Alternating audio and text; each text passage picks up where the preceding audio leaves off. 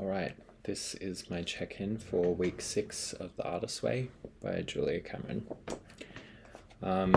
This week is the money week. It's called Recovering a Sense of Abundance.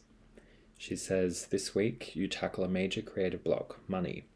You are asked to really look at your own ideas around God, money, and creative abundance. It's mostly money. The essays will explore the ways in which your attitudes limit abundance and luxury in your current life. So, the essay does go through a lot of examples of people denying themselves luxuries and their negative attitudes towards abundance and creative flow. There's some quotes in there about how money is God's way of allowing things to flow through you. And she says that this is potentially going to be a difficult week. She says this week may feel volatile, but I didn't feel that it was that volatile. I thought week 5 was volatile. That was the really difficult one for me. But this week I was really happy.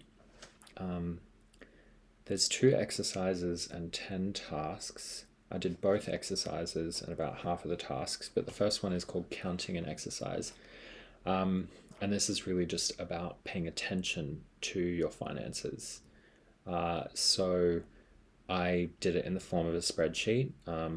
Years ago, I'd actually had a spreadsheet that I was using to track all of my finances, and I found it really helpful.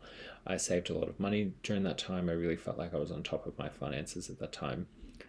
I lost that computer. It broke down and I lost that spreadsheet. So this time I made it on Google Sheets so that if I lose the computer or something happens, I can access it anywhere from the cloud. And this was really helpful. I think a lot of the exercises in the Artist's Way are about paying attention and trying to figure out exactly what the problems are in your life and in your creative journey, and paying attention to them, scrutinizing them, understanding them, really diving deep into them. And this to me has actually been the most helpful thing about the Artist's Way program so far. So I think it might have been week 3 or something. That was the scheduling task where you record and add up how many hours you're spending every week on certain things. I ended up using an iCalendar to record my schedule. I've got 2, so there's one part of the schedule is what I plan to do, and the second part is what I actually did. And just through paying attention to how many hours I'm spending every week alone, that has started to improve. So I'm actually starting to be wiser and with my time and spending it better. So paying attention to things really to me is the most important part of the Artist's Way, and it to me has been the most beneficial part. If something is holding you back, if there is a problem in your life that you can't understand, pay attention to it. Really, really pay attention to it. The second exercise was Money Madness. This is really just writing out a whole bunch of phrases to better understand your attitudes towards money. I grew up very poor, and I'm one of 6 kids. So I was aware that I have a lot of resentments towards wealth inequality, but also I really crave for things to be fair, also across my siblings, but in general, I really don't respond well to a lack of equality, particularly when it comes to opportunities and things like that. So I was very aware of this already, but it was good to record and understand. The other part of this, I guess, that I wasn't aware of is that I value freedom more than I value money, but money is the thing that gives you freedom. So there was that was definitely something to think about further, because if I'm really wanting more freedom, then obviously I want to have better financial resources. Um, then we go into the tasks, and I did about half of them. I didn't go out finding rocks or flowers. In the future, I think, in my morning walk, maybe I will go out and find some flowers and leaves. And I thought about like maybe doing like a still life project, just with like things that I find out in the neighborhood. But the finding rocks, interesting or pretty rocks that she talks about, made me think of otters. Otters have this little like pocket in their fur where they keep their favorite rock. And Julia seems to be carrying her favorite rocks with her as like a comfort thing. Um, which, like I think maybe I should do that task just to find out whether I like it. But I didn't end up doing it. I did bake. That was fine. I do cook most of my meals at home, so I'm not sure that I got as much out of that as maybe I could have. But I didn't also bake anything particularly elaborate. Um, the favorite things, I mean, I'd never really thought much about what my favorite breeds of dogs are, but that's kind of fun to think about. Rereading the basic principles in the prayer, I wrote my artist's prayer down in a book, in whichever week we did that. So that's like very easy to recite, and I do recite that. Well, I'll try to recite it every morning. And then, oh, where is it? So I've got the basic principles written up here on my whiteboard next to my desk. So that's also very easy to read through every day and quote, or just throughout the day to be able to revisit. So that was very helpful. But clearing, so that was exercise 8. Obviously, I've moved my desk around. This is the new position. This was the new thing that I decided might work for my studio, and I do prefer it.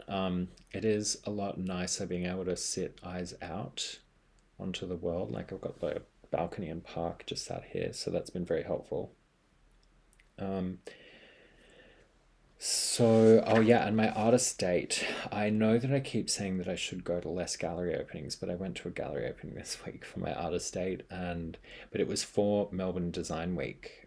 There's a gallery local to here that had an exhibition of a experimental furniture designer who also did a lot of rugs. That was really cool to go to. I often forget that there's other creatives there, out there other than artists, that are great to talk to. I ended up talking to an architect. We talked about brutalist architecture for about 30 minutes, which was really cool, actually.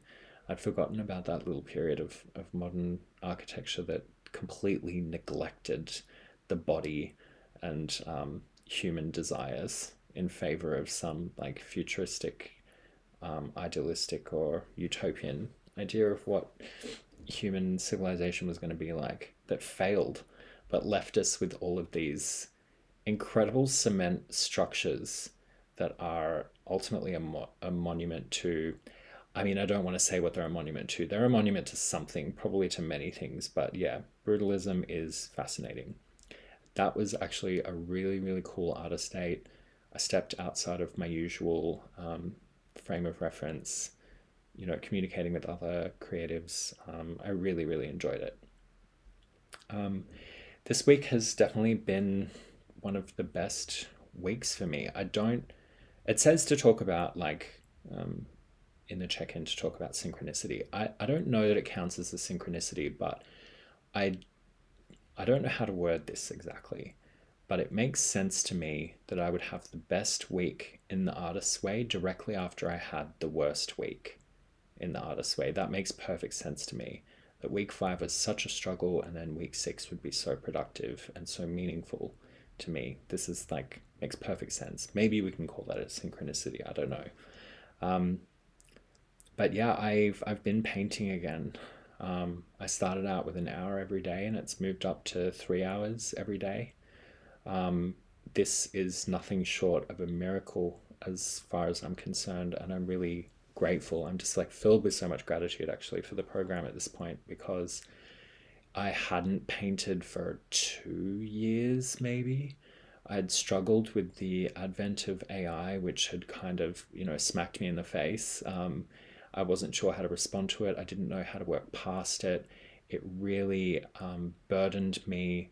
It tortured me for so long that I was paralyzed, and I wasn't creating anything because I didn't know how to move past this issue.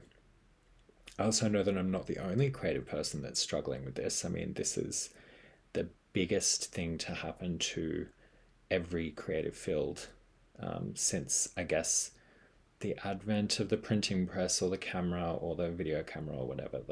This is a huge deal. But I am working through it. So that's week 6, and I'm halfway through the Artist Way program, and I'm starting to work again. So this is, nothing short of a miracle as far as I'm concerned. And I just want to say, if you're out there struggling with week 6, keep going. I'm I'm certain that whatever you're going through now, you will work through it. And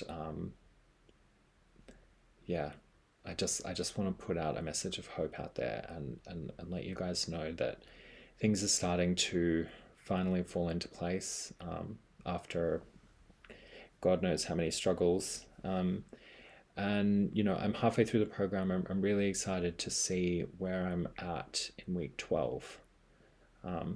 So I'll leave it there for now. Thanks so much for watching.